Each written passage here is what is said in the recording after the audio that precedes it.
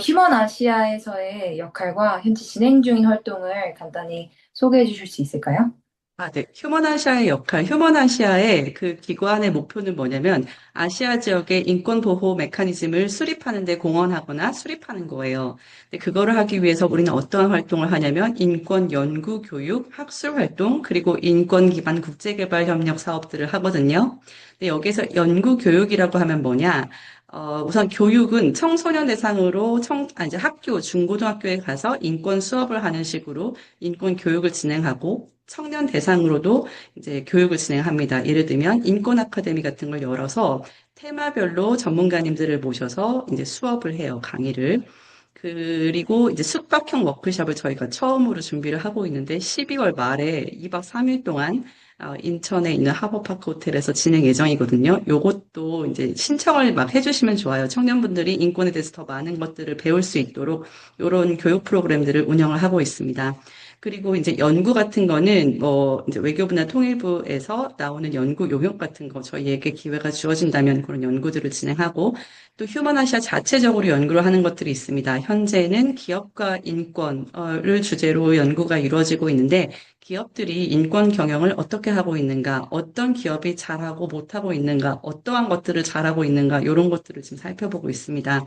그리고 또 하나, 이제 저희 인권 기반 국제개발 협력 사업은 여러 국가에서 진행을 하고 있는데 몇 가지만 예를 들어드리면 필리핀에서 망얀족이라는 소수민족을 대상으로 디지털 교육 사업을 하고 있어요. 그러니까 태블릿을 아이들에게 제공을 하고 그 태블릿으로 아이들이 교육을 받을 수 있게 하는 것.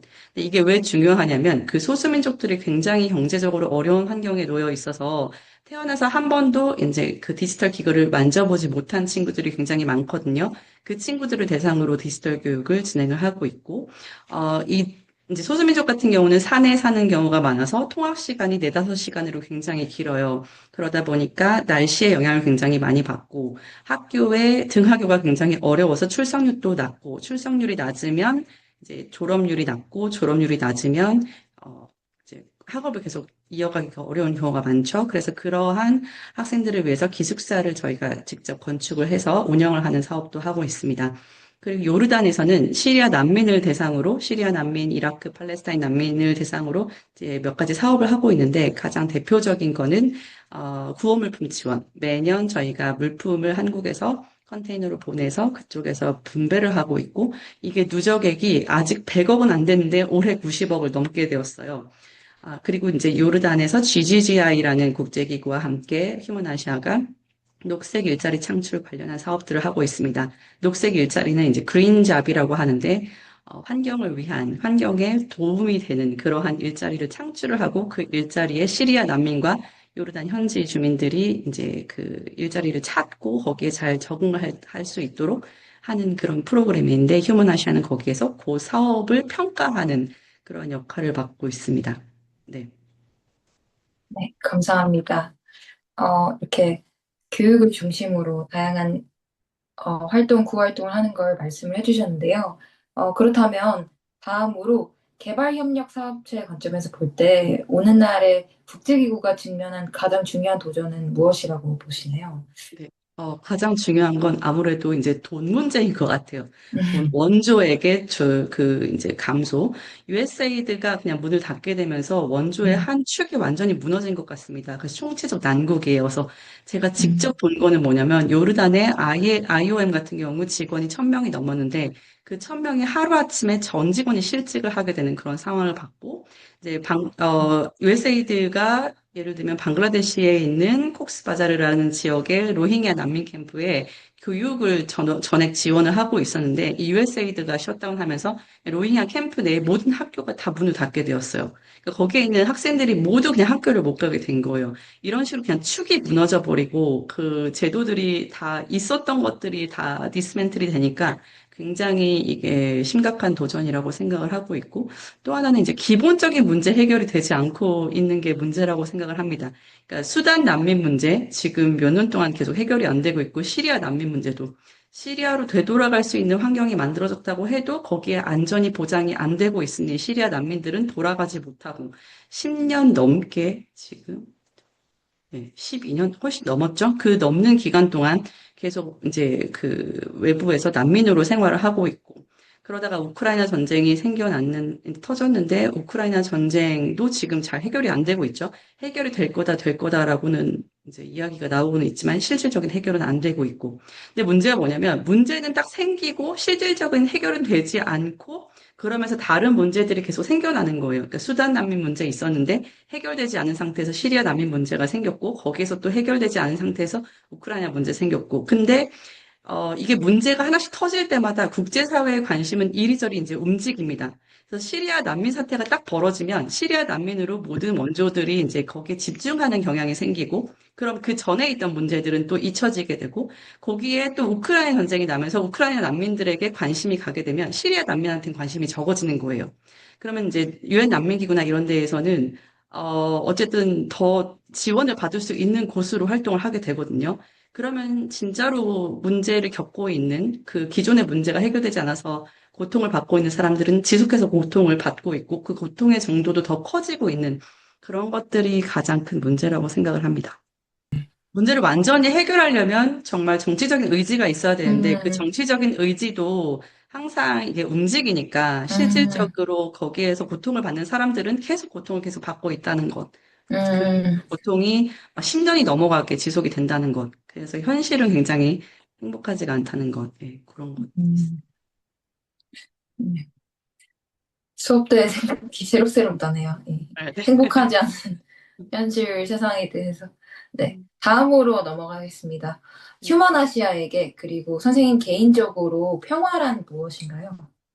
그 개인적으로 평화란 무엇인지에 대해서 답을 드릴게요. 휴먼아시아에게 평화는 네. 좀 어려울 것 같고, 네. 저에게 평화는 뭐냐면 그냥 내일 뭘 할 수 있을지 계획이 가능한 것, 그게 평화인 것 같습니다. 음, 그러니까 내일의 안전을 우리가 기대할 수 있는 것. 그거를 우리 평화가 있다면 우리는 내일 운동을 갈지, 학교에 갈지, 친구를 만날지, 어디에 가서 뭘 먹을지 이렇게 계획을 할 수가 있잖아요. 이야기를 하고.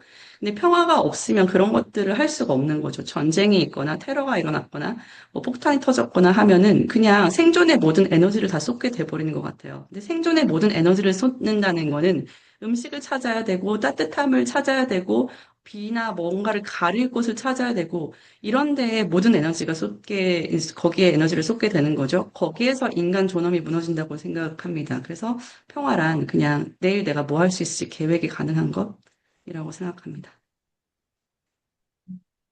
되게 일상적인 부분인데 그런 부분에서 사실 안정감이랑 평화가 오는 것 같아요.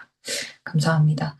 그러면 다음으로 여쭤보겠습니다. 휴먼 아시아 활동 과정에서 흥미롭거나 기억에 남는 이야기가 있다면 공유해 주실 수 있을까요?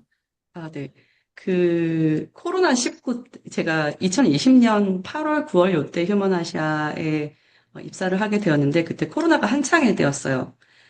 근데 그때 코로나19 시기에 우리나라에서 코로나로 인한 사망자 수보다 자살로 삶을 마감한 사람 수가 더 많대요.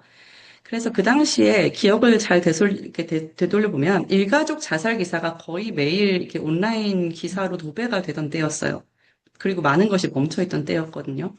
그래서 그때 인권단체로서 우리는 무엇을 할 수 있을까 좀 고민을 했어요. 근데 고민을 하고 나서 어떤 거를 생각을 했냐면, 육아용품, 즉 작아진 아이들 옷을 택배로 기부를 받아서 그게 필요하다고 요청을 하는 가정이 있다면 그 가정의 물품을 사이즈별로 모아서 택배로 보내는 나눔 캠페인을 한번 진행해 보자라고 생각을 이제 하게 되었습니다. 근데 이게 과연 될까? 우리나라에서 누군가 사용했던 물건을 받아서 그 물건을 이제 기꺼이 사용하려고 하시는 가정들이 있을까? 이렇게 좀 이제 의구심이 들었는데 막상 하고 나니까 상당한 관심을 받게 되었어요. 근데 이때 정말 놀라웠던 건 뭐냐면 요청하는 가정이 굉장히 많다는 것. 그러니까 굉장히 경제적으로 어려운 가정이 많다는 거죠. 그래서 그분들과 물품을 보내드리기 위해서 전화 통화를 해봤는데 전화 통화를 나눠보니 더 놀라웠던 건 문제들이 거의 비슷하다는 거였어요. 그러니까 취약계층이 겪고 있는 문제들이 거의 비슷하다는 것, 패턴이 있다는 것. 예를 들면 어떤 패턴이냐면 가족 중에 누군가에게 장애가 있거나 몸이 아파서 의료비가 많이 나가거나 뭐 이런 문제들이 있더라고요.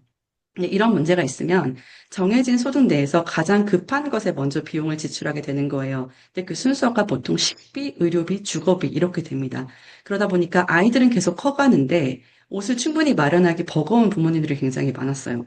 근데 이러한 상황이 상상했던 것보다 양적으로 질적으로 되게 심각했다는 거예요. 그리고 나서 알게 된 게, 우리나라는 더 이상, 우리나라에서 빈곤은 겉으로 드러나지 않는 곳이 되었구나. 그런 사회가 되었구나. 우리가 온라인으로 SNS에서 볼 때는 굉장히 경제적으로 발전되고 K컬처가 막 이제 전 세계적으로 유행을 하고 있고 잘 사는 선진국 국민인 우리의 모습을 보고 이제 보게 되는데 실질적으로는 경제적으로 고통받는 분들이 굉장히 많으시다는 것을 알게 됐어요. 근데 저희가 여기서 패턴을 보게 됐으니 그 패턴을 가지고 요 캠페인 내용을 바탕으로 휴먼 아시아가 논문을 하나 작성을 했습니다. 그 제목은 이제 인권으로서의 의복권을 고찰한 그런 논문인데, 그거를 쓰고 나서, 어, 매년 이 천사가 천사에게를 진행을 하다가 올해는 제대로 진행을 해보려고 창고를 하나 마련을 했어요. 창고를 마련해서 물품을 모집을 하고.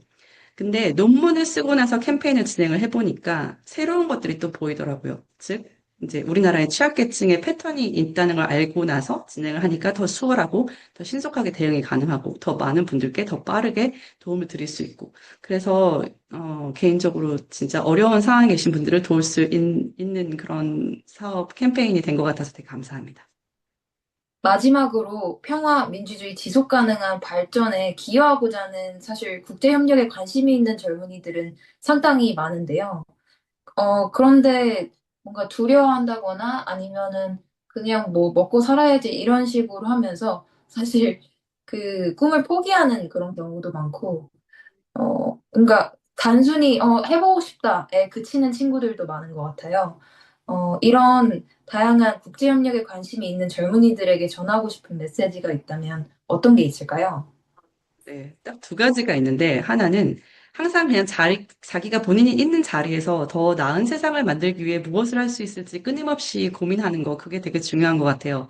그러니까 막 거창하게 뭔가를 하지 않더라도 그냥 크리스마스 때 몇만 원이라도 소액 기부를 한다던가, 아니면 진짜 지나갈 때 필요하신 분이 계시다면 그냥 이렇게 도움을 드린다던가, 이렇게 문 열고 나갈 때도 그냥 뒷사람을 위해서 문을 잡아주는 것, 이렇게 세상이 조금 따뜻해져 갈 수 있도록 본인이 있는 자리에서 진짜 할 수 있는 것들이 뭔지 고민을 하고 그것들을 하나씩 하나씩 행동해 내는 것, 그게 되게 중요한 것 같고 또 하나는 뭐냐면 그 이쪽 필드에서 활동을 하다 보면 실무가 정말 많아요.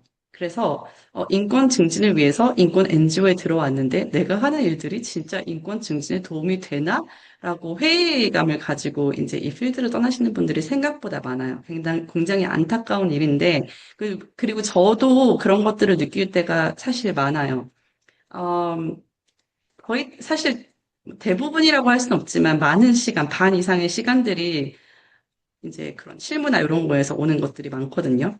근데 제가 이제 회사에서도 일을 해보고 여러 군데에서 이렇게 일을 해보고 지내 보니까 어디서 일을 하던 회의감이 들게 하는 상황과 현실은 항상 존재하더라고요. 사기업에 가든 국제기구에 가든 어디에 가든 학교에 있든 그렇기 때문에 한번 필드에 좀 들어오셨으면 버티고 견디는 힘을 좀 가지셨으면 정말 좋겠어요. 그 버티는 힘 딱 한 2년 정도는 그냥 계십시다. 그게 제가 그렇게 얘기를 할 수 있는 게 뭐냐면 요즘에 친구들이, 젊은이들이 들어왔다가, 여기 아니야. 빨리 다음에 가자. 다른 데 가자. 이렇게 하고 나가는 친구들이 굉장히 많아요. 근데 그렇게 나가는 친구들을 보면 다른 데 가서도 계속 나가더라고요. 그러니까, 이상적인 그런 필드나 일자리나 이런 것들은 사실 그렇게 많지 않아요. 그 현실을 우선 알고 거기서 2년 정도 버티셔야 돼요. 그 버티면 그게 굉장한 힘이 되고 본인한테 좋은 포트폴리오가 되는 것 같아요. 왜냐면 요즘 이력서를 볼 때 진짜 2년 넘게 한 곳에서 이제 계신 분들이 많지가 않거든요. 근데 그런 분들이 계시면 저희는 무조건 굉장히 긍정적으로 봅니다. 견디는 힘, 버티는 힘을 가지셨다는 거거든요. 근데 그게 점점 더 소중해져 가고 있어요. 그래서, 이거를 뭐, 안 좋게 보실지는 모르겠는데, 제가 진솔하게 말씀을 드리면, 버티고 좀 견뎌주세요. 그러면 이 필드에 남지 않으시더라도 그 2년이나 요 시간이 지난 이후에 정말로 얻어가시는 것이 있을 거라고 저는, 네, 말씀을 확실하게 드릴 수 있습니다. 이상입니다.